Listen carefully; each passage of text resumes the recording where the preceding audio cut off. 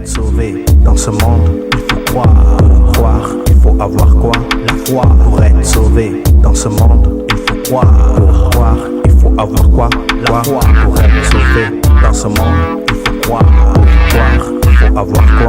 La foi. Pour être sauvé dans ce monde, il faut croire. Pour croire, il faut avoir quoi? Croire.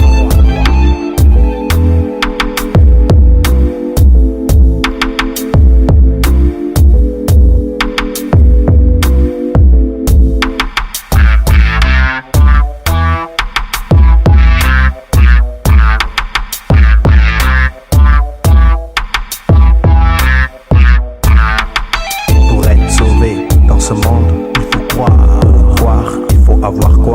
La foi. Pour être sauvé dans ce monde, il faut croire. Pour croire, il faut avoir quoi? La foi. Pour être sauvé dans ce monde, il faut croire. Croire, il faut avoir quoi? La foi. Pour être sauvé dans ce monde, il faut croire. Pour croire, il faut avoir quoi? La foi. But when they come into UK, and the regulations, so they say no, the UK is not working no more. It's not good.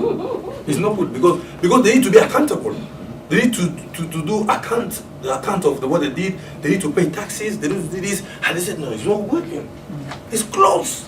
This country used to be good, but now I find an Indian man who was telling me this country used to be good, my friend. 20 years ago, you leave, but now everything is blank. Everything is blank now. Why? Because people see, always there when they talk about a dealer, they see unregulated business.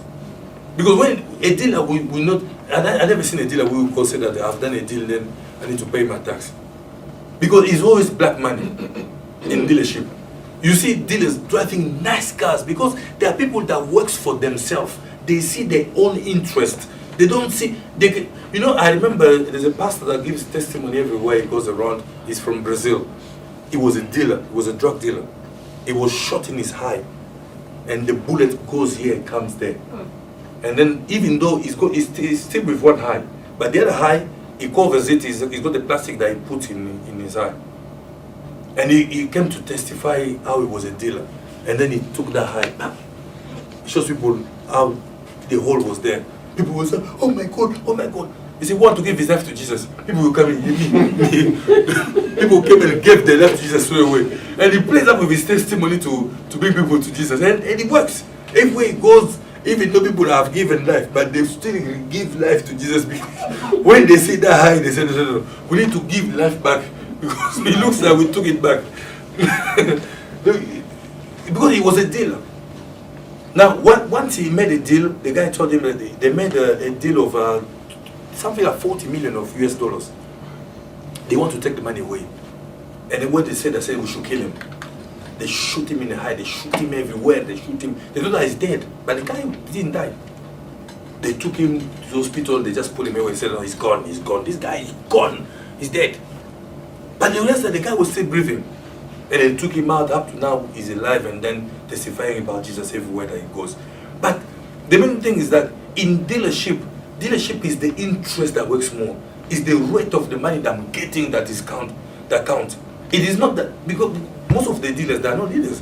There are people that will come up from the situation. That's why you see today, if you preach deliverance, someone will come and pick deliverance and run with it to TV, say that, I'm telling you, there are demons everywhere. God has showed me in every house, those that have 4 walls, or if you go 3 bedrooms, there's a demon that works only on 3-bedroom house. The other one works on 4 bedrooms, but the one on 3 bedrooms are very dangerous. This way that they work. When they come, they divide themselves in the 3 bedrooms and they do this. Now, he knows that if he puts you in that position, when he will say that, give me 1,000, you will not even hesitate. Because their position, even myself, I was in that business, not even in that business, but they caught me in that business as well. Once I did 12 years, no stay, 12 years. A guy came and told me that, a pastor came and said, I need to pray for you because 12 years is a lot. I'm seeing darkness over your life. You need to give £500. I said, what can I do? I'm telling you, if they tell you that you are in that position and you don't want to go back to your country, If you go in a saving and the 500, you just go and take it straight away. You don't even hesitate to say, oh, I'm taking tomorrow. The guy said, I need it this evening. It was Sunday. He said, I need it Monday at 6. I told him, I said, if you can make it before, that's no problem. Even 2, you are free tomorrow. Because I was trying to get rid of that darkness quick. But I never knew that I was under his deal. Because he did a deal, and he's waiting for his deal, and me, he played on my mind. And I had no choice than to bring him. But since I gave the money, it took me another 5 years. And what was strange that when I gave the money, the situation went worse than before. They were sending me letters that were pink, but when I gave the money, the red one started to come. The one that worked, the color was even more powerful on the letters then. I couldn't even believe myself. I've lost control. Why? Because, dealership works with, some people today, they do things in the community. They say that, okay, we want to help the community. They don't want to help the community. They are dealers. They see that the community is a good tool to use to go and make money. Now, how many money, the amount of money that's been given to charities, to people, just because of their women that are raped in Congo. Everywhere, if you see today, most of the people in Facebook, women are raped in Congo. What is strange is that, see the figures, it's different. One will come up and say, I'm telling you, my friend, women are raped in Congo. You say, how do you rate it? 3 women every minute. That's true, yes. Everyone will come. I'm telling you, women are raped in Congo. How many? 10 every minute. 10 women. It's so sad. They start even crying. When they will do the deal, they say, okay, then we are going to help. You take this amount. Next day you see them driving nice cars. Why? Because there's no passion within them. There's nothing. They are empty. Now when they come, they just, not a dealer, we pick any issues that they see on the road to try and work it out to make money. There are people that know, they watch the news, they know that these days in Eastern Congo, that is the big problem. And then they charge all the plans. They come with new plans. I need to travel to Eastern of Congo. It's so painful. What our sisters are seeing there, I need to go. You see them, you see their faces, you think that they pity their sisters. No, this is a great opportunity to make money. I even met someone in Congo, he's telling me about another friend. He said, one of our friends, he's rich now. I said, how he made it? He said, no, but he was on the project of helping these women in things, and when they signed for some money, he just took 10% of it, and now he's millionaire. And he wasn't laughing, he was not feeling anything, because a dealer doesn't have feelings. A dealer has no feelings. A dealer, what drives him is the interest. A dealer, what drives him is the desire of fulfilling his needs on people's problems. That's what makes a dealer. He wants to fulfill his needs on people's problems. Now, he uses people's problems to fulfill his need. Anything that Gams asks for his heart, he doesn't give it. A dealer is like a prostitute.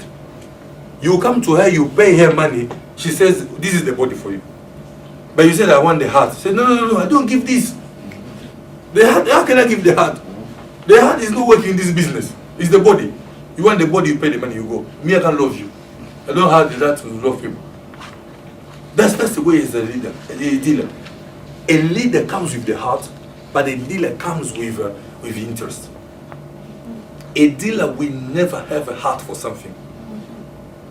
They have the heart for something that pays more.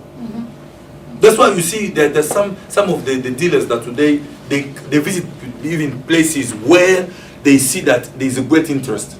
When there are big business cards, they will get there.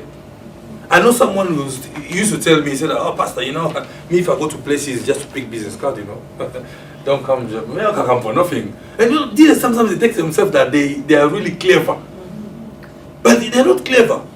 Because they do things for interest. They don't think because they see what they can get after it. A dealer will not enter a relationship when they don't know what comes after. They will enter a relationship in a certain way, they will tell you, I'm afraid, me and you can do a lot of things. You can go everywhere, And because they know that you got business card. And then when they will meet your friends, they will get their card. And they will start to contact them.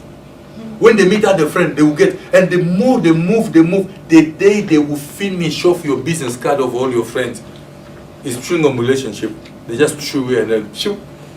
They work away, finish. When you see them, you say, "Man, we don't see me anymore." You say, "I'm not busy. I'm so busy these days. I don't even have time to call people. Even the phone, I'm telling you, my friend is busy." Because they've got what they needed. Dealer will enter in someone's life just to pick the interest that he needs in someone's life and then walk away. They don't want to see the person change. They don't want to see the person achieve something. They don't want to see the person reach some level.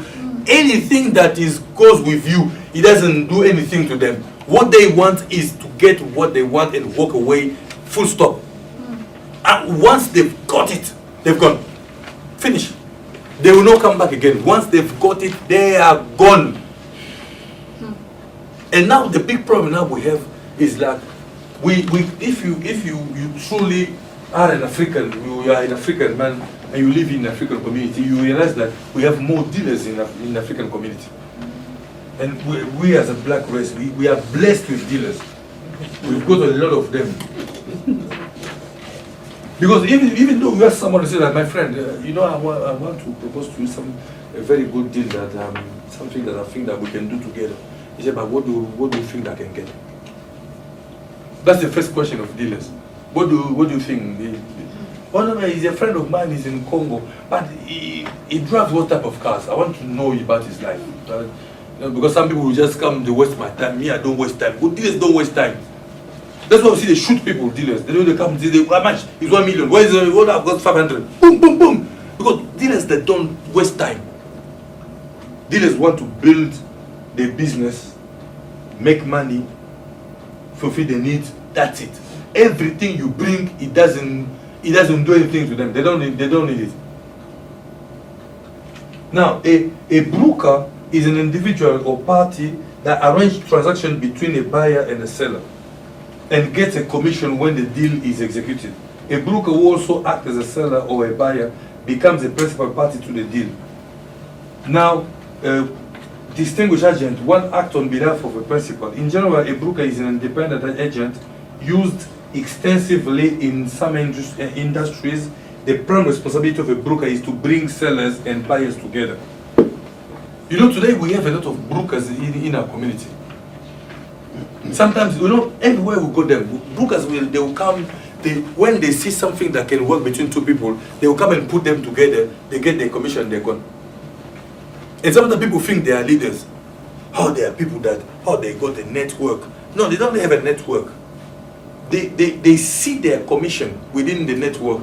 They see that if I get Richard to meet with Pastor George, I know that they can do something good. But at least they will come and say, "Pastor George, if you want me to get you to Richard, you just, if you give me 200, I will speak to him for you. You don't have to move. You just stand, I will go and speak to him and come back to you." And then brokers don't want people to meet because it will kill their business.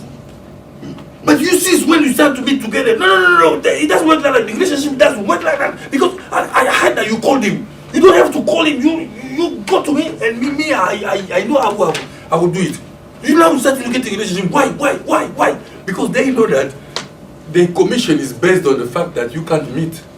And then the more you meet, the more they don't have a commission. Now we see this kind of people within our environment, and we call them leaders. And sometimes they're not leaders. Either they are dealers or they are brokers.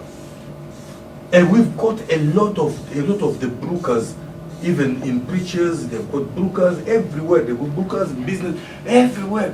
I've seen some brokers like this.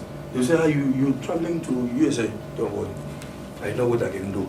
And then they call the person there. I've got a preacher. He's coming to you. That man is well known. I'm telling you, I'm going to send you there. If your preacher is there, you just you know. And then you speak to me after. You see what is that. And then when the broker comes, they say that, okay, me, I know what to do. This church, I'll just play with it 10 minutes, and then we can get another $10,000. What do you think? But when we finish this, the guy that sent me in the UK, Pastor John, is waiting for his 2,000. And then you see, there are things that connected like this. And it's done out of people that are innocent, that are really innocent. They will just come up, they don't know what they do on them. They are there. The man of God says that will sow a seed. They don't understand the complete system. And when things like that are done, God is not behind such a certain project. One thing I realized with God is that He knows our needs. He knows that we need to do something. And if He wants to bless us, He will not go through someone to bless us. He will not, any plans that you make by yourself, He will not be behind it. He will not.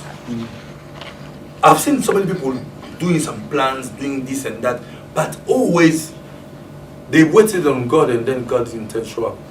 Because God cannot back a plan that is made by man.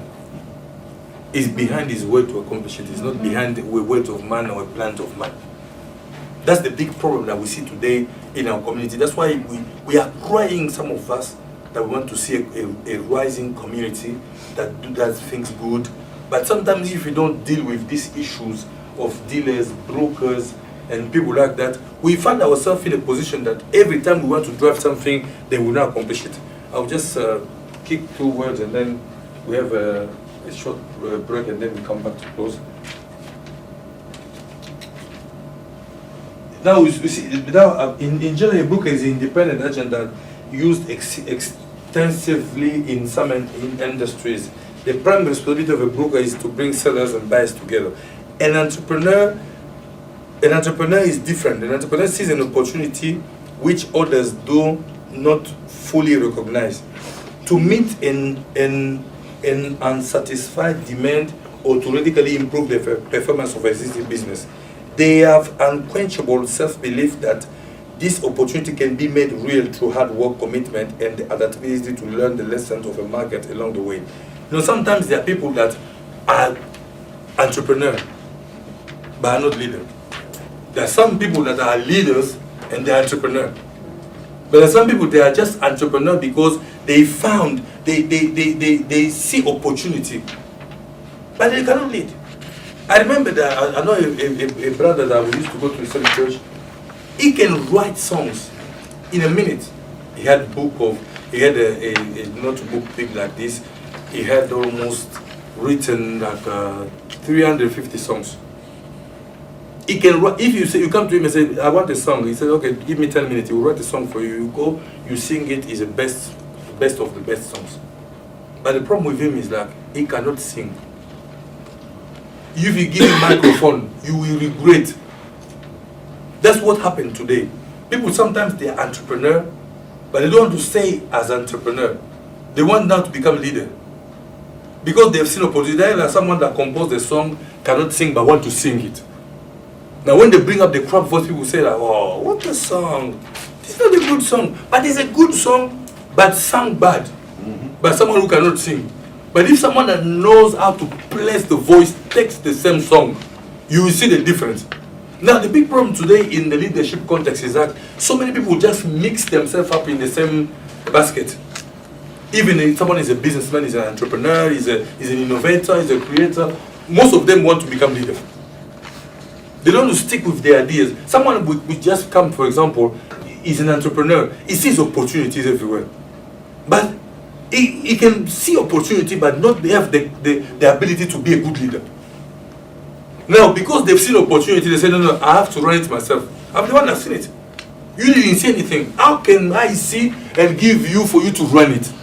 Now, it becomes an issue because they have seen something and then they want to run it themselves and the thing goes to the pit and then dies. The idea goes away, the opportunity is lost because they don't know how to use it. But there are some people that will see opportunities and as well they can see people who can run them. I've seen I've seen a lot of people in my life that they had great opportunities, but the big problem is that they didn't have the experience to run it and prefer to run it by themselves than kill it instead of giving someone that can run it. I remember someone that good at songwriting, but going to sing it himself, wrote the album and stay with the 1,000-something CDs in home, and no one even buys. Instead of going and give it to someone that can sing. and people can buy it. No, they want a CD. They went and they sang it by themselves, and then they got in there and say, God, why? Why me? Why me, God? Why me? I've done what you asked me. God said, no, I've given you the talent, the ability to write, to sing. Then you have crossed the borders. That's why you are in that position. Sometimes that's what happened to us is that you can be an entrepreneur, but you don't want to stay as an entrepreneur. You think that because I have the entrepreneurship mind desire in me, then I need to cross there. It looks like sometimes people think that because I have one quality, then one quality can turn me to another thing. That's why it doesn't work today.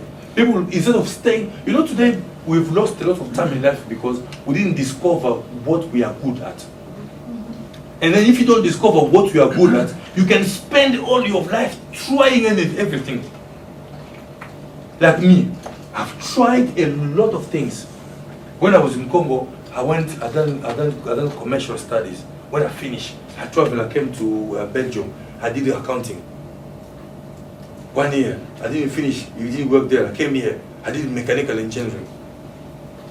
And then I went in Southgate College, I did auto mechanic.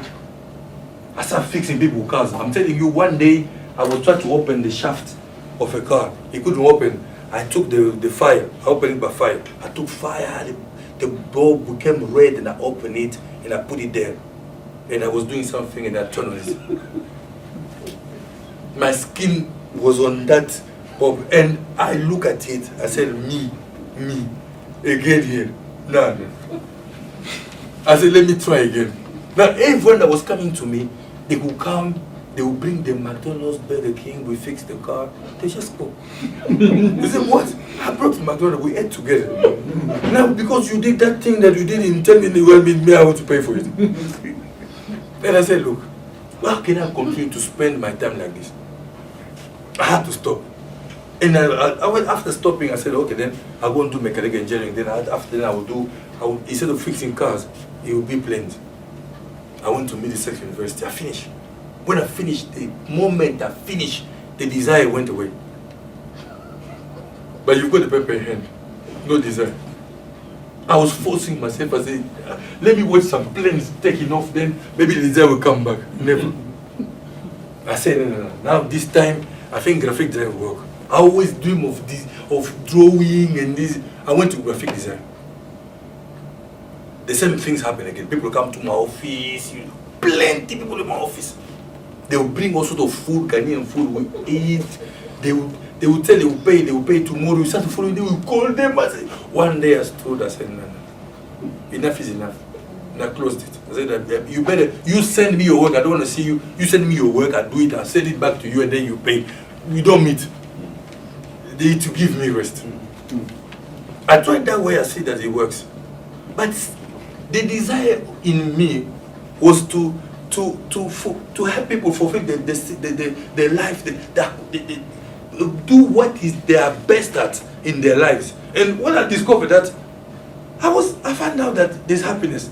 I was calm. I'm not forcing. Now it's like when I finish, I go to gym, I just run.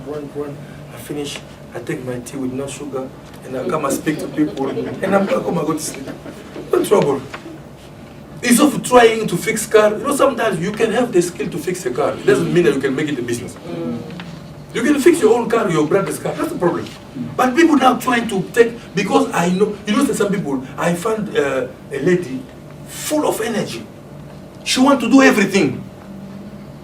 She said, I want to run, help the community, help the youngsters, help everyone. And she wants to help everyone. I said, what help are you providing them?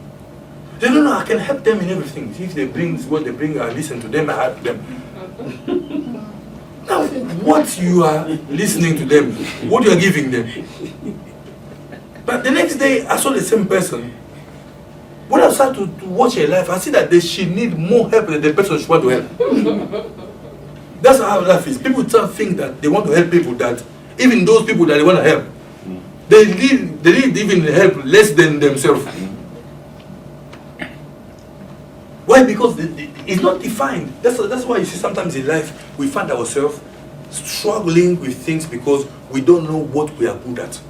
We can good at a lot of things, but what exactly that I can do now, I can pull my living out of it, and I can do everything out of it, and then I'm happy.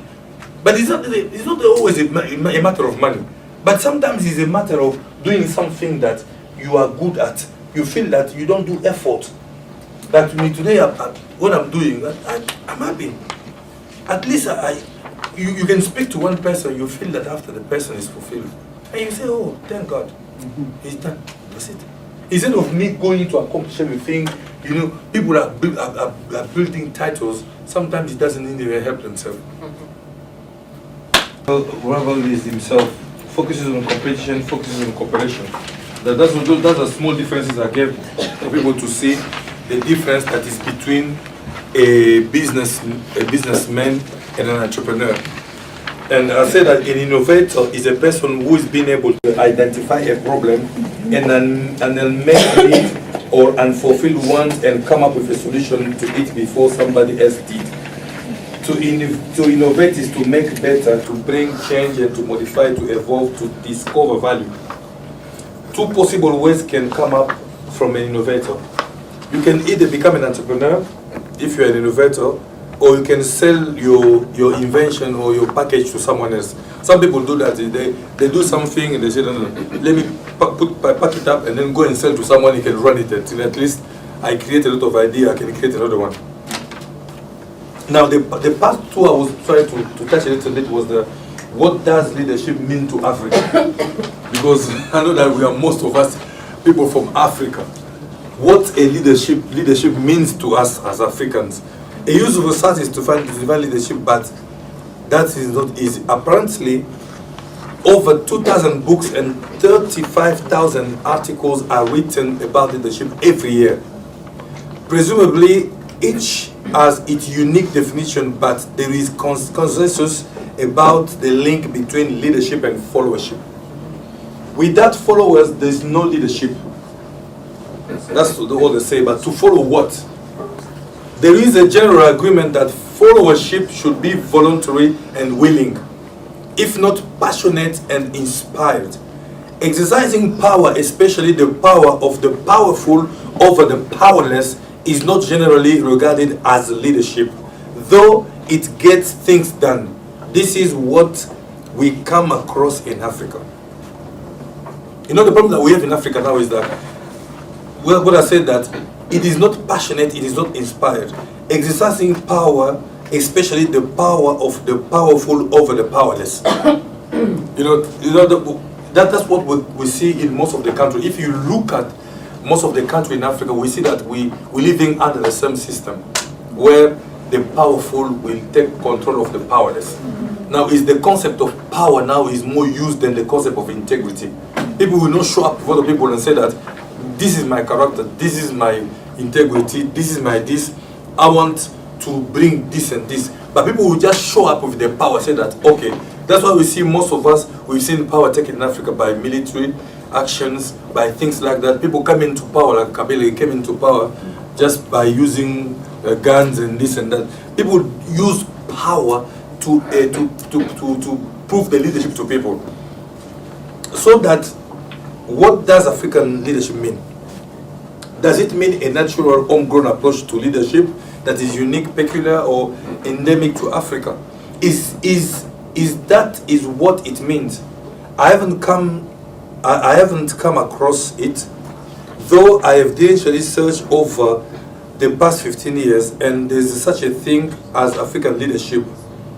How do you put Oliver Tambo, Nelson Mandela, Desmond Tutu, Albert Luthuli, Claire and Jane Smoot, and Peter Botha, and all of them, Mugabe, Kwame Nkrumah, Mobutu. If, however, African leadership means an approach to leading, a leadership style, a competence, a quality, that is the most likely to work in Africa and result enthusiastic, even passionate followership, then that is much easier to define and teach. Pour être sauvé dans ce monde, il faut croire, il faut avoir quoi?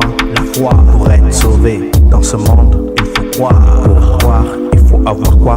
La foi. Pour être sauvé dans dans ce monde, il faut croire. Pour croire, il faut avoir quoi? La foi. Pour être sauvé dans ce monde, il faut croire. Pour croire, il faut avoir quoi? Quoi?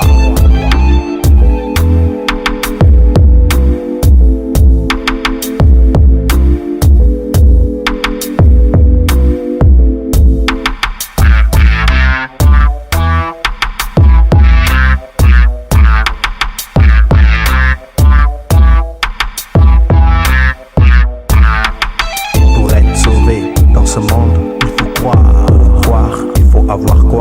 La foi. Pour être sauvé dans ce monde, il faut croire. Pour croire, il faut avoir quoi? La foi. Pour être sauvé dans ce monde, il faut croire. Pour croire, il faut avoir quoi? La foi. Pour être sauvé dans ce monde, il faut croire. Pour croire, il faut avoir quoi? La foi.